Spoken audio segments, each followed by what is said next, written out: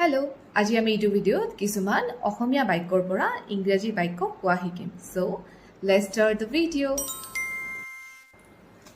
মোক অলপ ভাবিবলৈ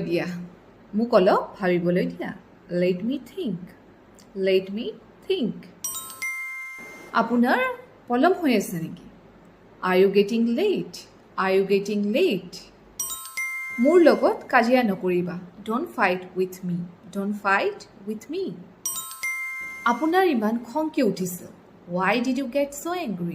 Why did you get so angry? এইটো আকৌ এবাৰ কৰা Do it again.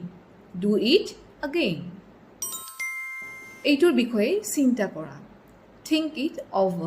Think it over.